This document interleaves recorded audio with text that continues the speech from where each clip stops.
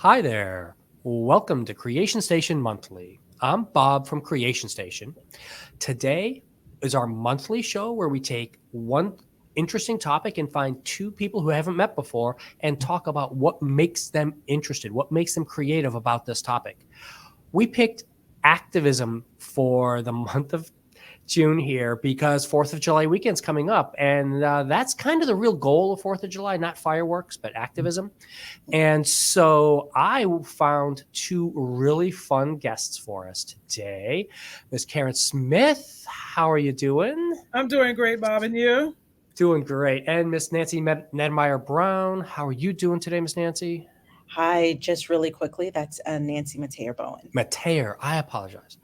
And so I want you to introduce yourself first, Karen. Tell us about, in a nutshell, who you are and what your brand of activism is. What are you passionate about that you really are want to get out there for this? And then Nancy, when you get a chance, just follow right up. Okay. I am the Community Outreach Coordinator for Sickle Cell Disease Association of Broward County, and my passion is bringing awareness about sickle cell trait, sickle cell disease to the Broward County and the Henry County community.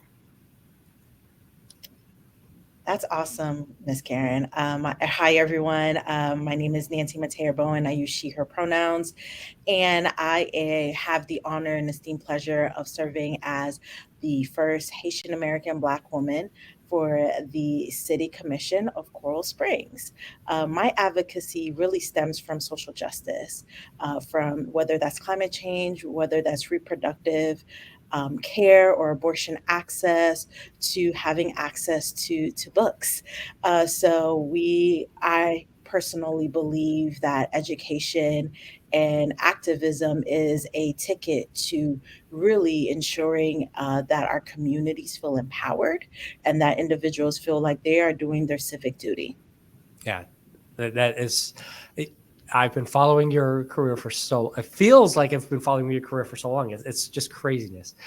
So what I wanted what we always touch base with this is one, how did you get started in the field in this? How did you get started being an activist, um, and why? Of course. I'll kick us off. Yeah. So I got started in this space at a very young age. Growing up, my parents really instilled in me a love for service. We have a Haitian saying, "L'école, la caille, l'église," which is school, church, l'école, school, lakai, home, and church, right? So everything starts at that foundation.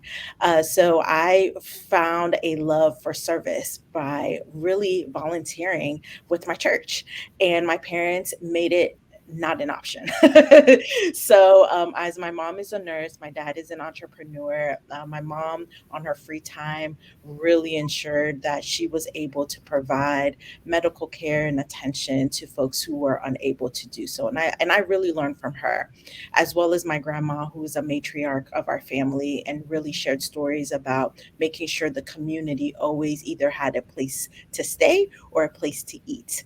Was And that here or in Haiti? no, that's on the beautiful island of Haiti. So Okay. my family migrated here in the 80s and really made a way. You know, I'm an American story. They followed the American dream. And so with that being said, I fell in love with the environment. I shared an antidote of my grandma. My grandma um, had a big influence in my upbringing. So she would share stories about stewardship and what it means to be of the earth and how we don't have particularly domain over the earth, but we work together with the environment. And that is where my passion stemmed from the environment. And with that, I became a feminist in training. My The matriarch in my family are very strong alpha women and really instilled in me what independence means and what it also means to really speak up for yourself. And that is came as we have seen across the country about not having full autonomy over your bodies. We've seen this in this past legislative session and in other 26 states across the nation where reproductive justice and abortion access is being challenged right now. And this is something I have become very, very passionate about because there are people who believe that abortion care and abortion access is something that is people wake up and want to get an abortion. That's not the case. It is really around individuals who need some type of health care and are able to have to make tough decisions. And those decisions should be made by their family, their doctor, and with their God, whomever they believe in. And so my activism started through these amazing women who planted a seed in my head and said, hey, you can be anything you want to be, but also remember, always center what your true passions around community, making sure you show up for community, making sure that the person who doesn't have has the opportunity to thrive as well. And so that will always stick with me, and then hopefully I'm able to pass that on to future generations. Talk to us, Karen. Tell us how did you get started on this? Well, my journey was a little bit different. I was actually working at Motorola as an engineering lab assistant. And I remember and the lady, Marianne Harris, she wasn't the president at the time, but she approached me and said, listen, we're looking for someone who to do printing. And I had just started my printing business. So I was working at Motorola and also I launched my printing business. And I'm like, and I said, what organization is that? And she was like, sickle cell. I says, well, okay, I have sickle cell trait. So maybe, okay. So I started actually printing for them. I was their printer. And then I just got involved. I went to some of the meetings, saw some of the stuff I liked, didn't like, and was like, okay, I'm staying here. And that's how it really started. I always knew from a child that I had sickle cell trait, but really knew, I really didn't know what it meant. I didn't know what it meant until I got involved, started going to the meetings, started going to this presentation, hearing the doctors speak. And I got the opportunity to go to Alabama to take a certification course. And that really opened up my understanding about sickle cell disease and sickle cell trait. So that's how I got started, just not uh, someone saying, oh, something that I said, I want to do. This is what I want to do. I want to go out and educate people about sickle cell. It wasn't like that. They wanted a printer, and that's how I got started with the organization.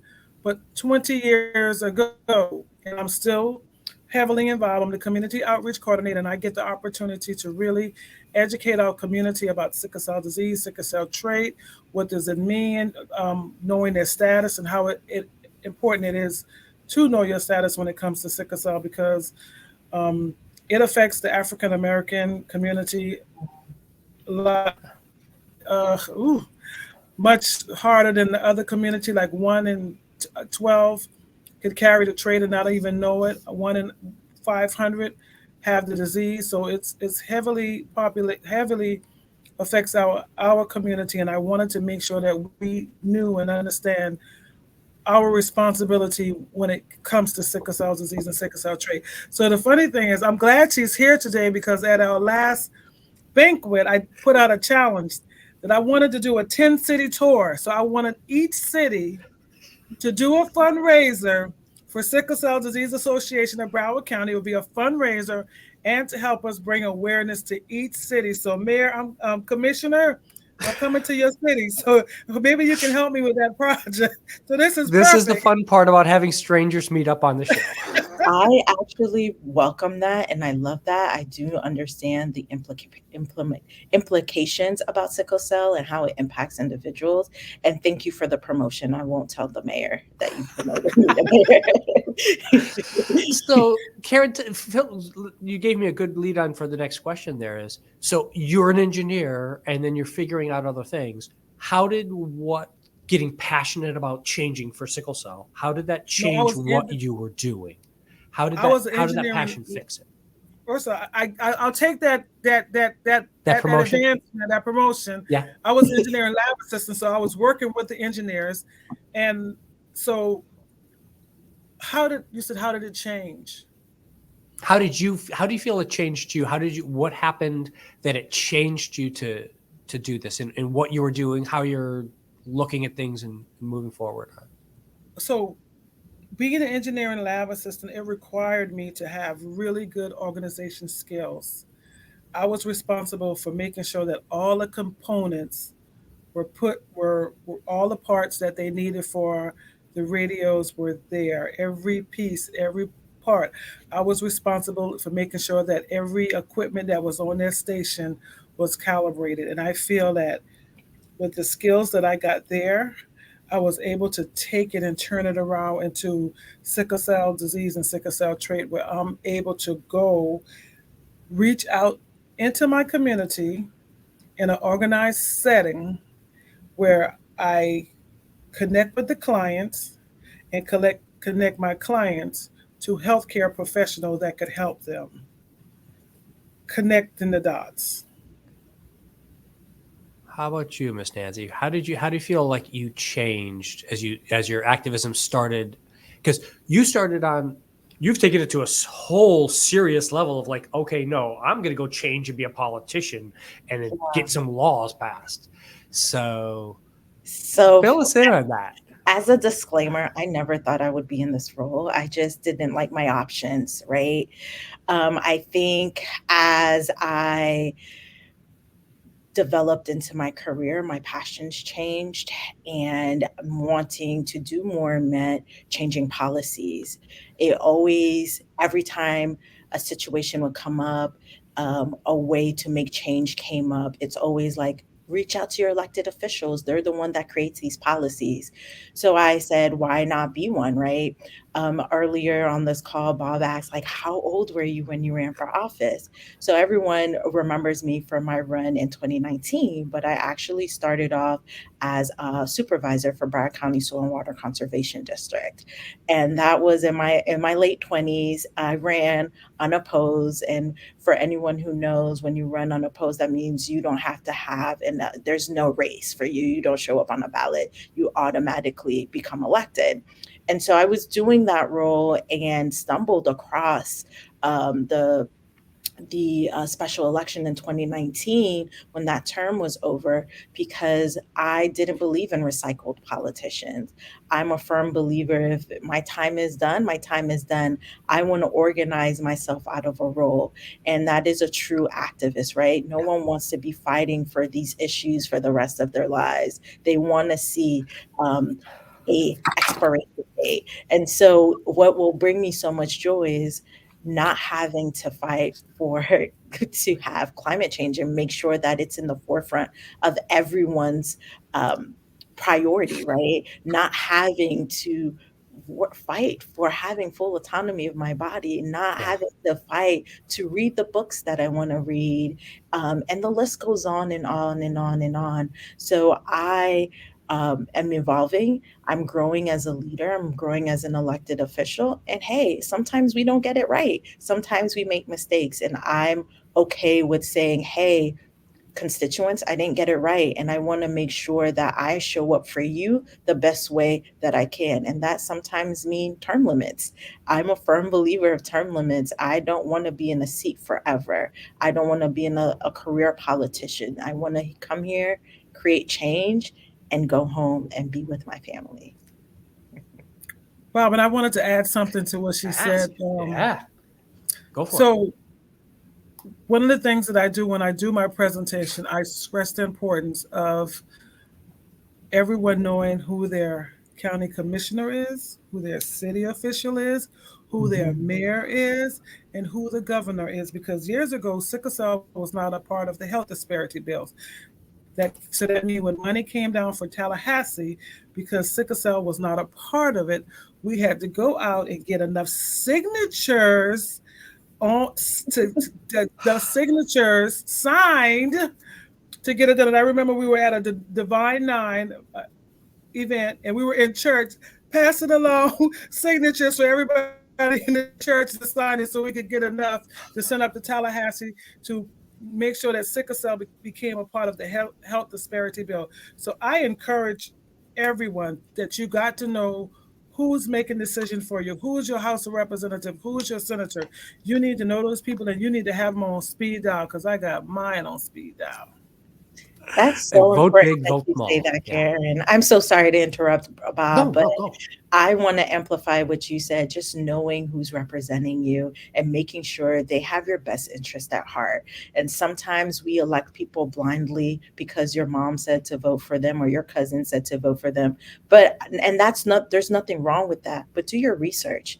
Make sure that your core values align with what their mission is and what, how they voted in the past and what they care about, because that's important. Because when it Yeah. comes down to a vote, um, whether you like it or not, they are going to make sure that whether it's an outside influence or folks who've reached out to them previously, they're going to fall in line with that. So make sure have those relationships with your elected representatives because they need to know that you're paying attention. Yes.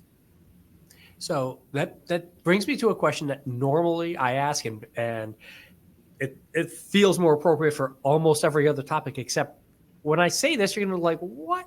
So what kind of equipment do you use? And you actually lead me into that. And it says, what tools, what do you use to do that as an activist to reach out to other people, to bring more people into the fold? And as you said earlier, it's not necessarily that you want everybody to agree, but you want everybody to be active and put forth their opinions. What do you two use to do that, to reach out and grab those people? How'd you get all those signatures? Well, I make sure that I'm very well connected in my community. Not only am I the community outreach coordinator for Sickle Cell Disease Association of Broward County, I will be the new incoming president for my sorority, Zeta Phi Beta sorority, Xi Phi Zeta chapter in Pompano Beach. I am also the vice president of the FOBCL, the Broward County Library, and I am the Friends of financial Broward County secretary. Library. Friends of Broward County Library. Yeah, you said out. And then I'm also the financial secretary for the Friends of Arlick. And I attend Newmont Olive Baptist Church, one of the best churches on this side of glory. And I am very involved in my community. I engage a lot of people, and you know what? Also opens up a great opportunity for me is my business, my printing company. It gives me the opportunity to meet people, and when I'm doing business with them, I am almost always promoting sickle cell. They'll say, "Do you have a business card?" And I'm like, "I don't have a business card with me for my company, but I have a sickle cell brochure." 'Cause that's what I Nice. do. I mean, so word of mouth is my biggest tool that I use.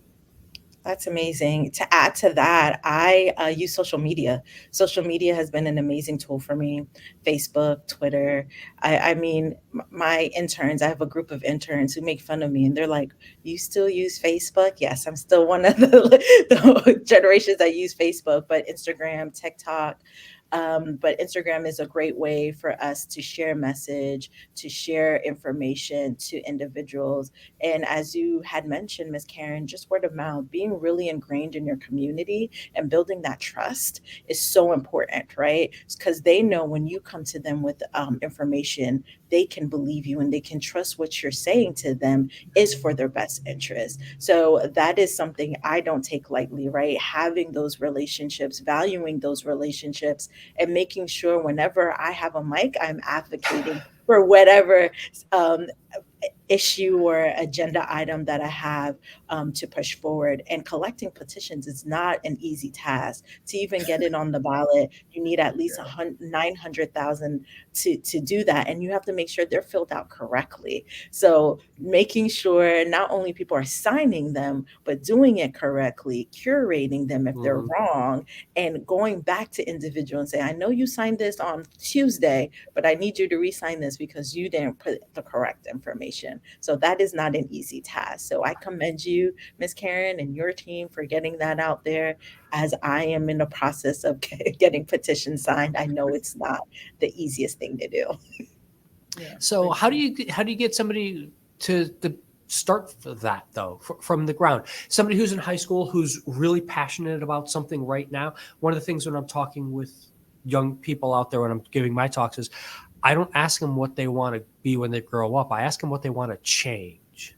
Yeah, So that's that way they figure out something. Okay, if you want to see this change, now what do you do to get to that point? What job do you want to do to make that change happen? So what's your advice to someone like that, whether they're in high school now, or maybe it's someone who's just retiring and now finally they're not working and now they're like, I've got time, I can go help change the world again. Yeah, that's an amazing question. So what I left out of my beginning story is I started interning and volunteering at a very young age, right? So I worked on my first campaign in high school as a 10th grader for then Representative Ari Porth, who was running for the House. He's now Judge Ari Porth.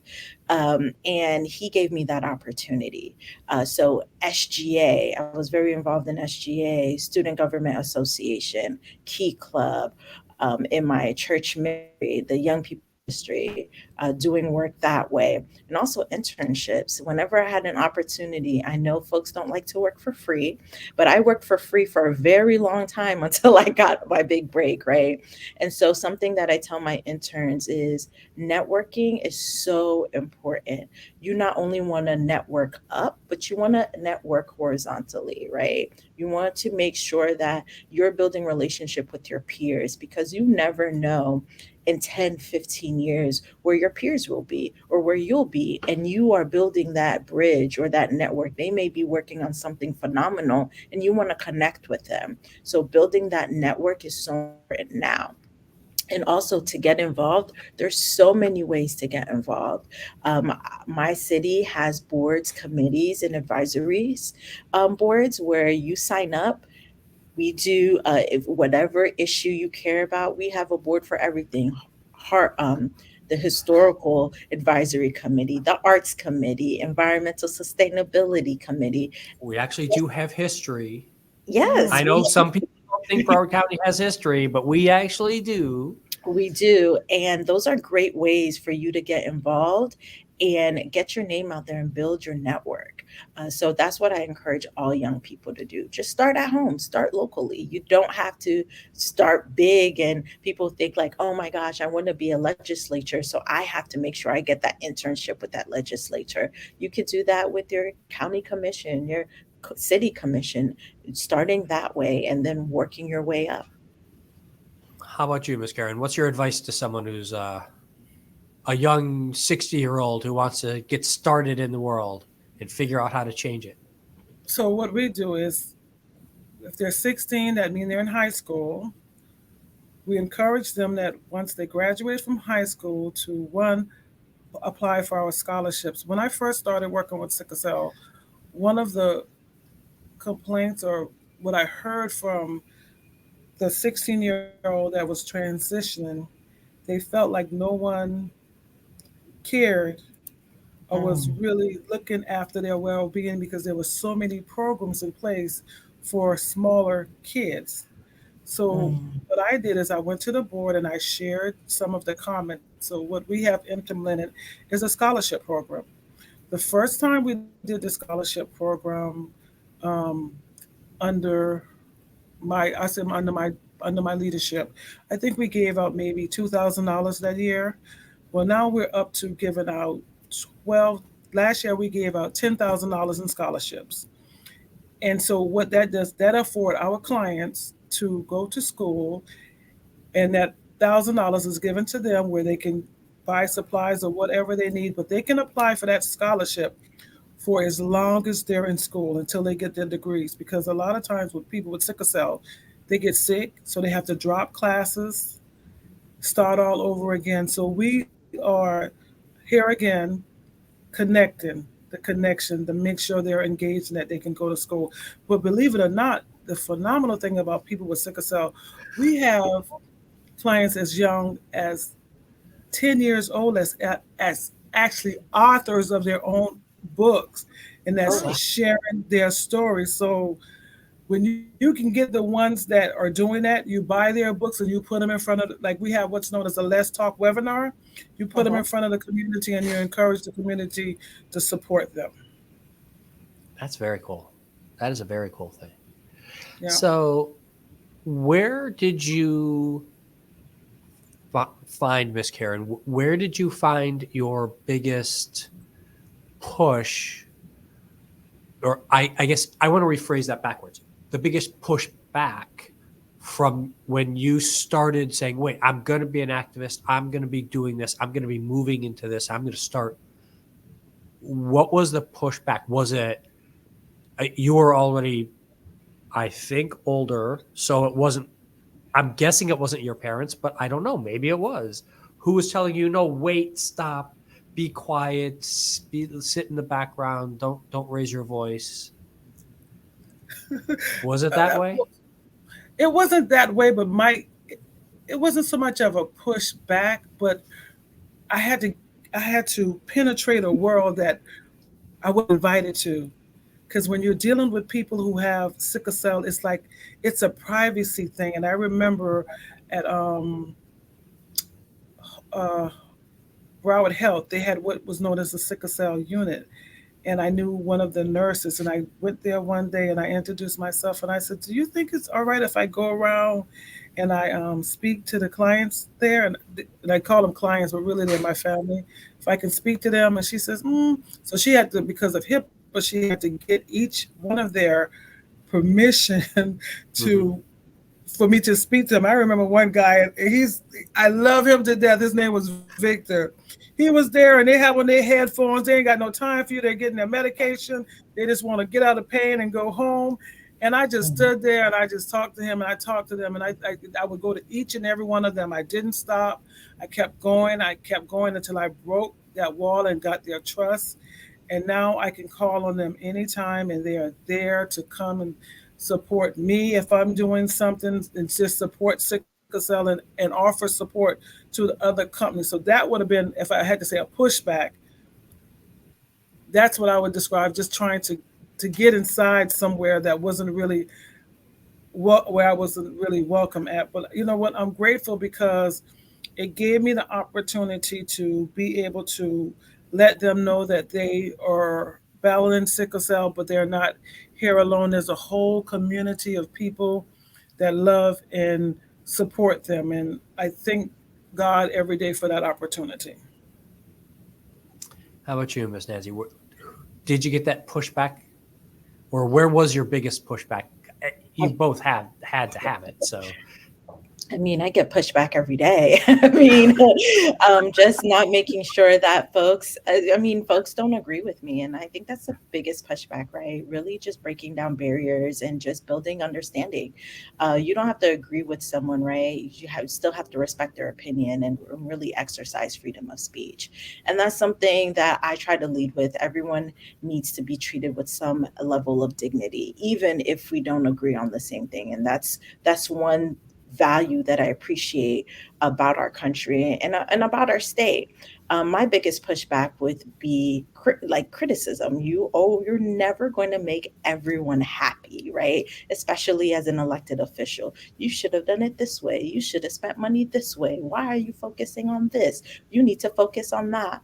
But when you really blur out that noise and really focus on, again, I'm going back to your core values, you're able to implement some great work, right? And my core values are always stemmed in the betterment of the community as a whole.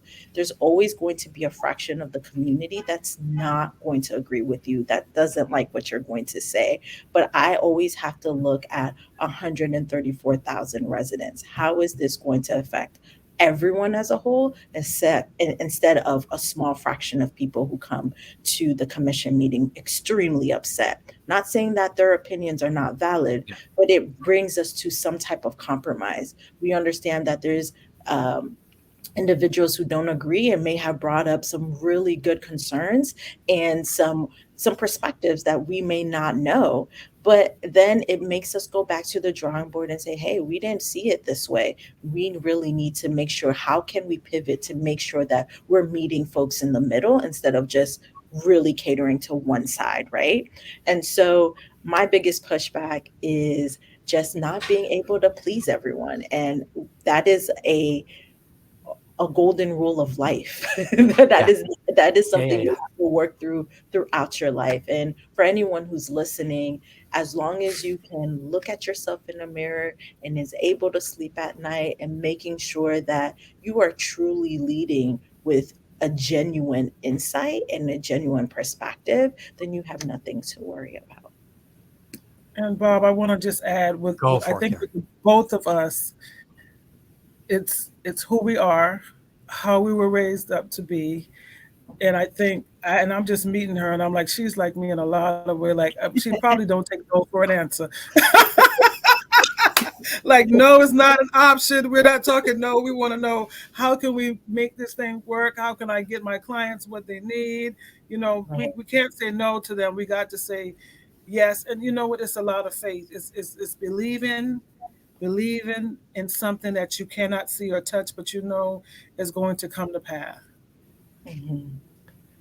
So, this is the question where I always say, what did you create that you're super proud of? So, I want you to brag here for a moment. Tell us something you really feel good about, like you made a change. I mean, climate change, yes, great. Sorry, I don't think we're going to solve it here in Florida alone, let alone Broward County. But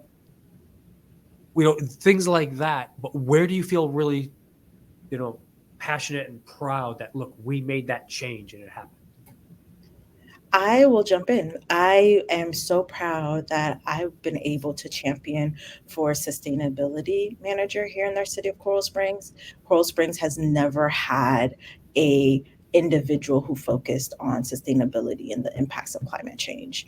And when I got on on the commission, that was a priority, and that happened, right? And so this individual looks at all the impacts that will impact not only Broward County but our city of Coral Springs. Everyone knows that we neighbor the Everglades. Although we are not a coastline city, a city that is not going to be directly impacted by sea level rise, but we do have flooding. We do see impacts because we back up to the Everglades. And so that was very important to me. Also, making sure that as we are growing as a city, we're doing that in a sustainable way. And we cannot do that without a guidance of an expert. And having this expert on staff will keep us on track, will allow us to meet our goal of being 20, we are digressing from fossil fuel. We want to do that by 2050. And this is a net zero initiative that we have jumped on. All the environmental initiatives, I'm the one who's kind of pushing them on the commission. So I'm super proud of that. Also, being able to really incorporate diversity. Everything that we do in the city, I want to make sure that we do it from a lens of inclusivity. So, being the first Haitian and Black woman on the dais, I brought proclamations like Pride Month. That is not something that was historically recognized in our city until 2020 when I got elected, right? Um, History, Black Maternal Health Week is something that I amplify. I amplify issues that may not be something that people would believe is an issue that a local government can address, but we can't because we have individuals in our city that are being impacted by these issues. And so I always try to bring that to the forefront. So those are things I'm super proud of. Making sure that diversity is something that Representation matters. it does matter, and just being there is super important. And policies that I hope to establish super soon, which is paid time off. Like, people, this is not a new thing. Throughout the country, we're seeing individuals who are saying PTO is not enough. We need paternal and maternal time off, paid time off. And we no longer want to use our PTO to when we have children, Yeah. and when we want to expand our families, we don't want to dig into our PTO time. So that is a policy I would love to change in the new future. That is something I'm working closely with our city manager, and hopefully HR will jump on board. So that is something hopefully will come into fruition in the upcoming years. Go ahead, Karen, brag. Oh, brag. Well, the scholarship. That's my baby. Okay. That's what I that's what. But then the other thing was when I first became a part of the organization. I have to go back, is they focus on sickle cell disease, but they did not really focus on sickle cell trait. So what I got them to do is change the narrative a little bit, because you can't have sickle cell disease unless you have sickle cell trait. You understand that, right? You got to carry that gene to have sickle cell trait. So now, so where the focus was all about sickle cell disease, sickle cell, they're also talking about sickle cell trait. And another uh, another bragging thing that I talk about is how when I first started this organization, they had one medication, one drug for people that have sickle cell. Now, because of the lobby, the loudness of the voice of the clients of the community, we have five medication on the market for sickle cell, and that's after over 112 years. Yes, 112 years. Wow.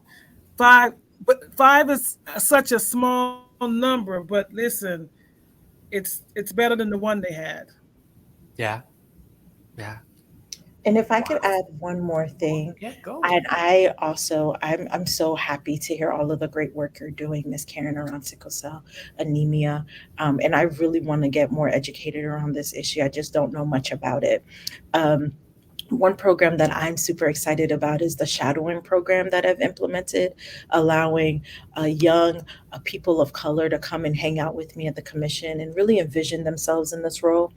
So I'm a activate, an active believer of when you visualize something, you speak it to existence, right? And so Hmm. I want these individuals who have aspiration to be an elected official, a local elected official, to see themselves in this role. So they come to a commission meeting, they hang out with me for a few hours, they sit in my seat, I allow them to take photos, and they sometimes this is the first time they've ever been in a government facility. And so when young people say, I want to be like you one day, or I strive to be an elected one day, I really want them to have that full experience Hmm. and learn the good, the bad, and the ugly, right? Yeah. So, so that is something I'm super proud of. That sounds excellent. That's yeah.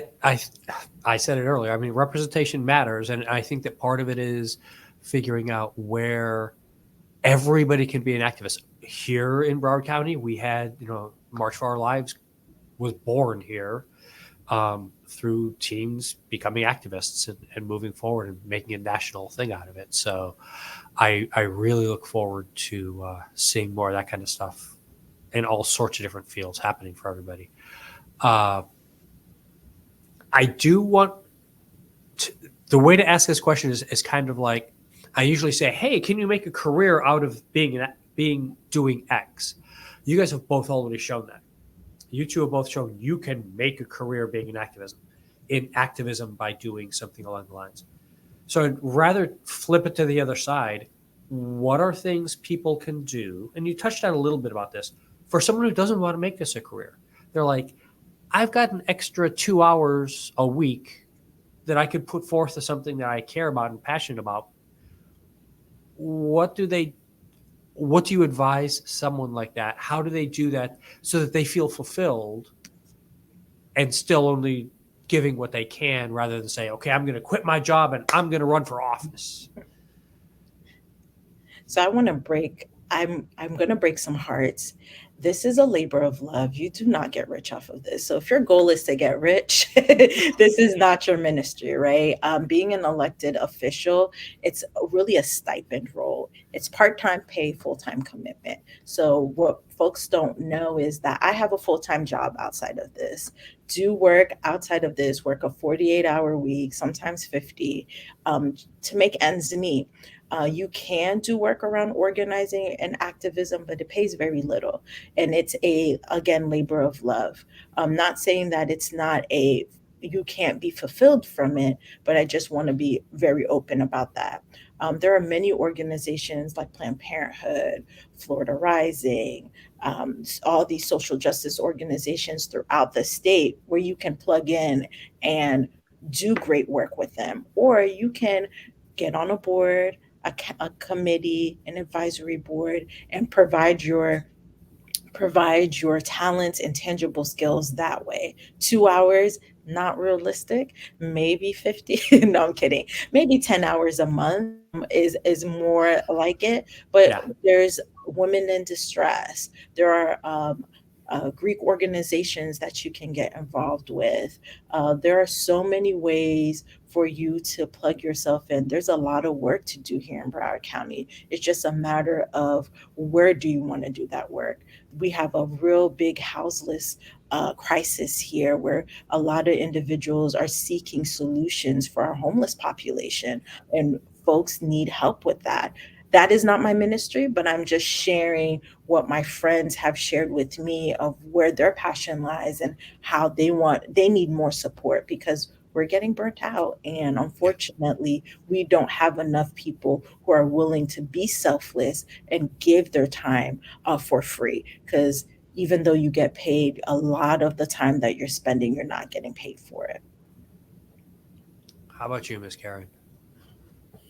I think just volunteering at different agencies, like she said, I can tell you one experience that I had that was life changing.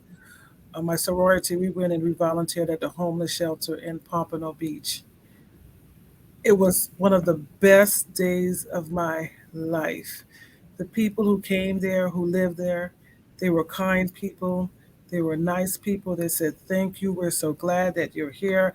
It was like when I left, it was on a Good Friday. It was like I was at the right place. It was just so it's so rewarding, and it's just life changing. And I said the first place to volunteer at for a good experience, I would say the homeless shelter. There's so many people. That's also that and if you want to do a workout, do the food give back. When you're passing out the food, to Oh, the food pantry. Now, if you want to work out, that's another one to do. my Those, wife works up in Pompano, up at North. Yeah, Yeah. yeah, oh, yeah. she does. Yeah. So yeah, Wow. I can empathize with that. And my sister has done Woman in Distress. It's we're just like this whole circle thing going on here for a moment. I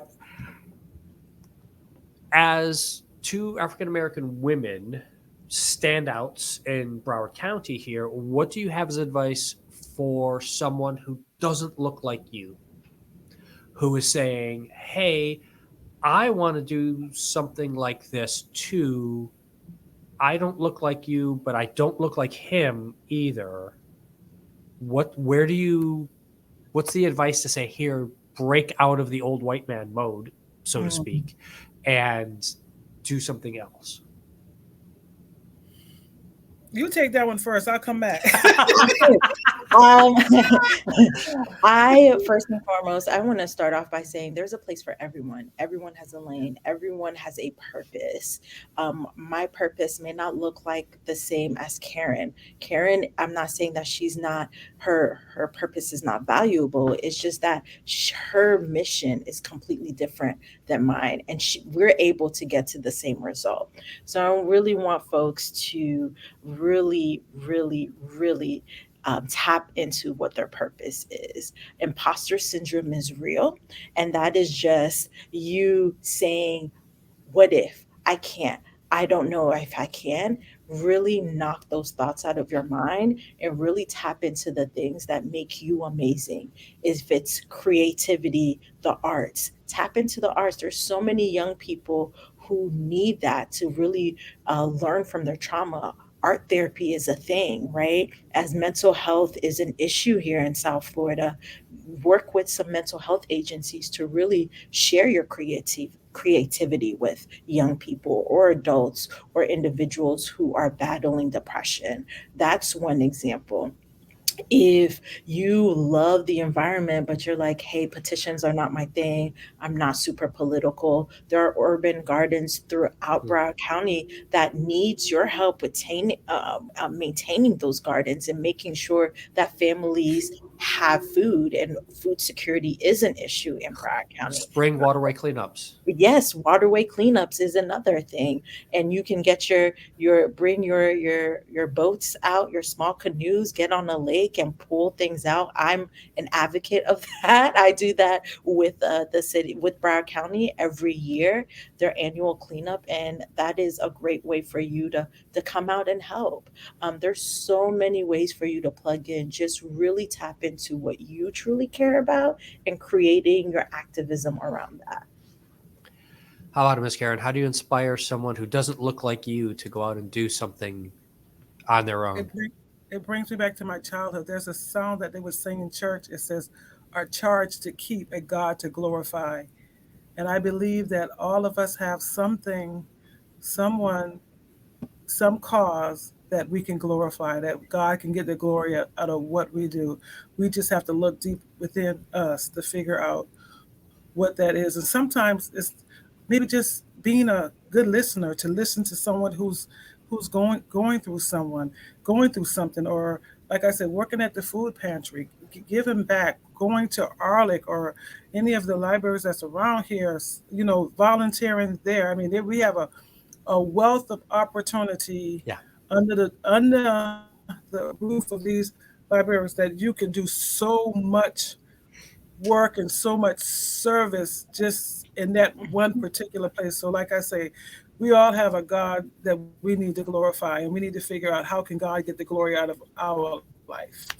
And that's an individual question that you must look in the mirror and ask yourself. That is awesome. Mhm. Thank you both. We've already flown right on through, bam. And I know I got a heart out for you guys, so I'm keeping an eye on the clock here.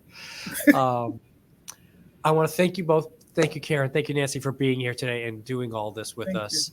I hope we inspired some people out there. Go out there and get active. Go out there and do something. Mine's voting. I work with Spread the Vote and everybody else that I possibly can. I work for the supervisor of elections. Pick something and just do something small, and Right. it's all going to work out. Let me Oh, throw up our final slide here. If there is a question or topic we did not cover today, reach out to us, creationstation@broward.org, and I will forward it along to our guests. Their contact information is in the show notes. We'll see everybody next month. Have a great 4th of July weekend, everybody. thank Bye, you. everyone. Thank you Bye for having bye. me.